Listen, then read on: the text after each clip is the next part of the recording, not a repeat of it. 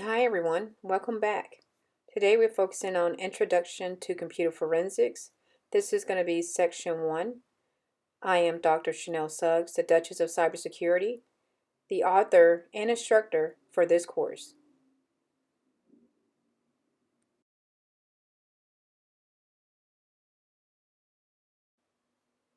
Today we'll be focusing on roles within computer forensics. This is going to be video 3 for Section 1.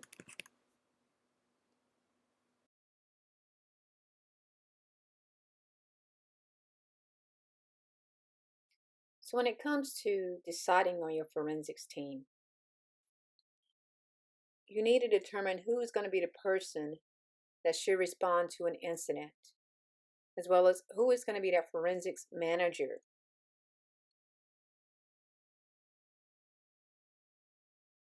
It's important to try to keep your investigation team small as possible. This helps to ensure confidentiality, as well as to be able to protect the organization when it comes to any types of unwanted information leaks. Ensuring that all the members of the team has the necessary clearance as well as authorization when it comes to conducting assignments, as well as identifying who is going to be the best team members that should be on your forensics team, assigning them responsibility, as well as making sure that each team member understands what those responsibilities are going to be when it comes to conducting a forensics investigation. It's important to also at least assign one team member as the technical lead when it comes to investigations. Also engaging with trusted external investigation team if the organization doesn't have the personnel with the necessary skills when it comes to conducting a forensics investigation. So when you're thinking about your forensics team, you need to think about the overall organization, the size of the organization, the type of people that you would need for that forensics team, as well as how many. For example, you want to think whether or not you're going to need one or two specialists.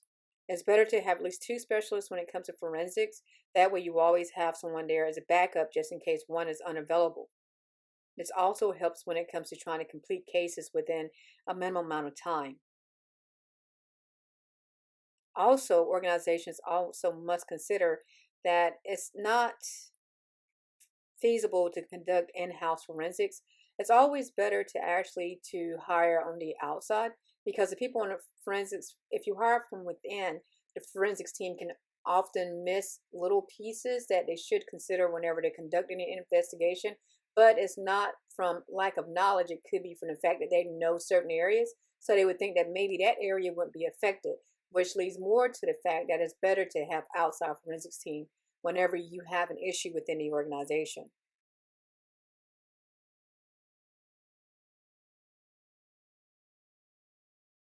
Also, organizations must understand that it's not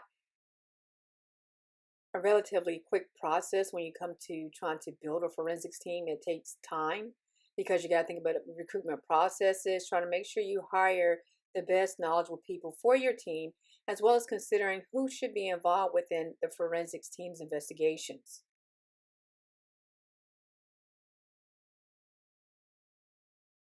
It may be necessary to find at least one or two experienced specialists to start with in the beginning, and then you can build a team up over time. For example, you can also look at your IT professionals that you may have in the organization to have them to be a part of the forensics team, which is also a good idea.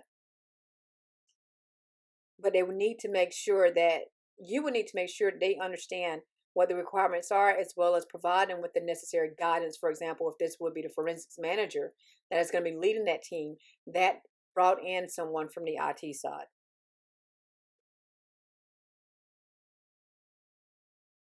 So whenever it comes to trying to conduct, for example, a general forensics when it comes to computers and looking at systems, you have to make sure that the specialist that you bring in has the basics when it comes to understanding the investigation process, proper planning, documentation, understanding what is the chain of custody and the rules of evidence, how they are going to be applied, and making sure that they're doing all this diligently. Making sure that they understand what methodology is going to be apply when it comes to the work that we'll be doing within forensics. Making sure they understand what is the proper methods and techniques, because the last thing you want when it comes to an organization is to bring someone in that doesn't have the proper understanding of forensics, and they come in and start trying to gather information off of your systems, but because of the areas that they have touched, they have compromised other areas, which would make them unacceptable and unadmissible within a court of law, because it could have changed the integrity of the data, changed the timestamps, for example. So these are all things that organizations must consider whenever they're trying to build their forensics team. Making sure that the specialists that they bring in can effectively document, as well as being able to report those findings when it comes to investigation. Proper documentation when it comes to forensic is essential, because if proper documentation isn't maintained, as well as the chain of custody, that means that this information that is gathered throughout the investigative process will not be admissible within court. It's also important to make sure that, for example, your forensics team or your forensics manager has great communication skills.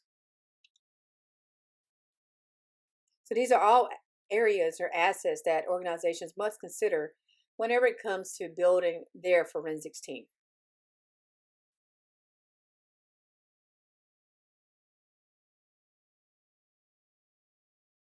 So when it comes to additional parties that should be involved when it comes to the forensics process, you want to think about the expert witness, because they can offer a formal opinion as to their testimony within a court of law.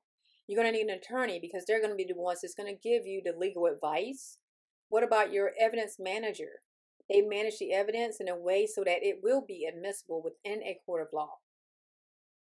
And there's your evidence documenter, because they will document all the evidence as well as the phases to present within the investigation process. So when it comes to having an evidence documenter, this is what we were discussing before. You want someone that has the proper knowledge and understand the best ways to document the forensics process, as well as the steps that are conducted, making sure also of that chain of custody. You're going to hear me say that a lot throughout the courses, because it's really important when it comes to forensics, because once you break that chain of custody, then this information that you have collected throughout this investigation will not be admissible within a court of law. So then there's your evidence examiner and the investigator.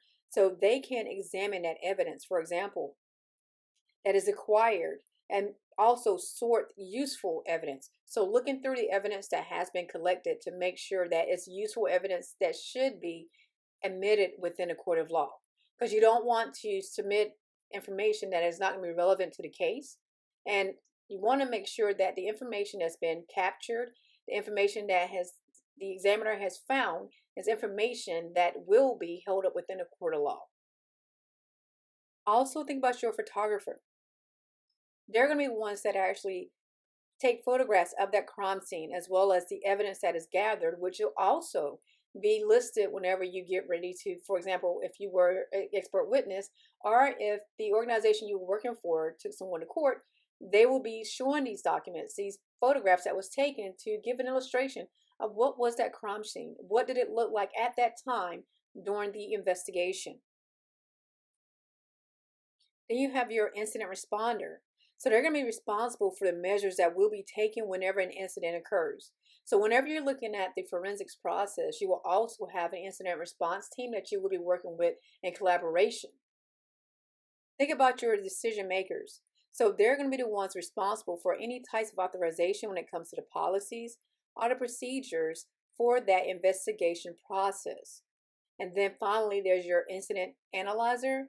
So they're going to analyze those incidents based on their occurrence, which helps to tell the story of the entire investigation process about what happened, what was collected, what time it was collected, as well as the time that the incidents occurred, and what led up to it, as well as what happened after that incident, to provide a full story within a court of law.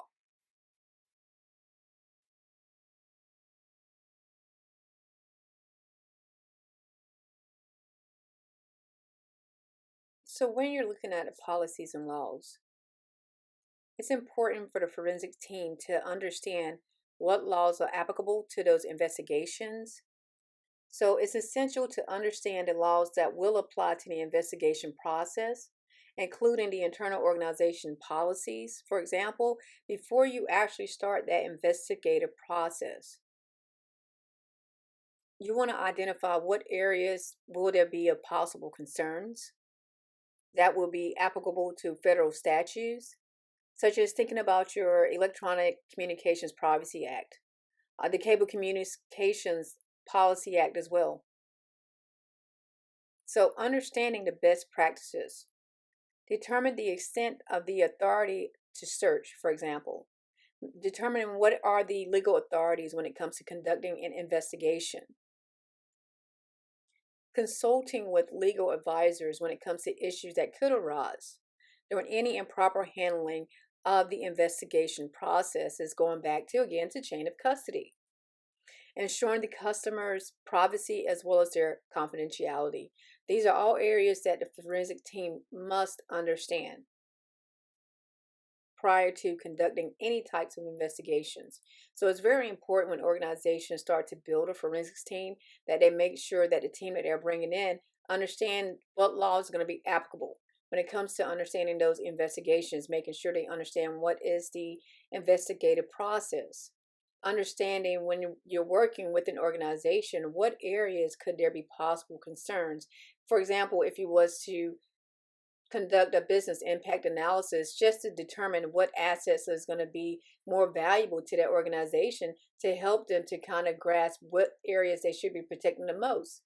These are areas that should be considered. Making sure they understand what best practices are going to be mapped to that investigation and what are the best practices that they should be using whenever it comes to conducting any types of investigation related to forensics.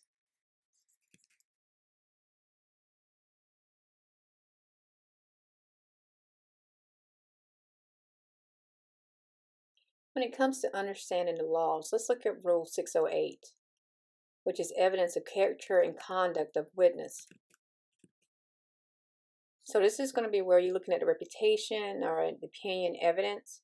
So what is that witness's credibility being attacked or supported by testimony about that witness's reputation when it comes to the character for truthfulness and untruthfulness by that testimony in the form of an opinion about their character, specific instances of their conduct as well.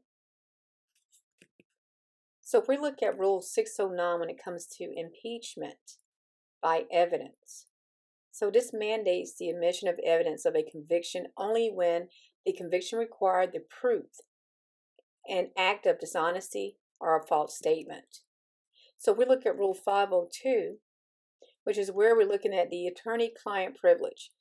So this is where basically confidentiality is formed between that attorney and their client. So it's about governing the consequences of disclosure in the cases that is entered within federal proceedings in terms that are enforceable against non-parties within any federal or state proceedings. So as we go through the course, we'll discuss more laws later within one of the other sections when we're discussing cyber laws.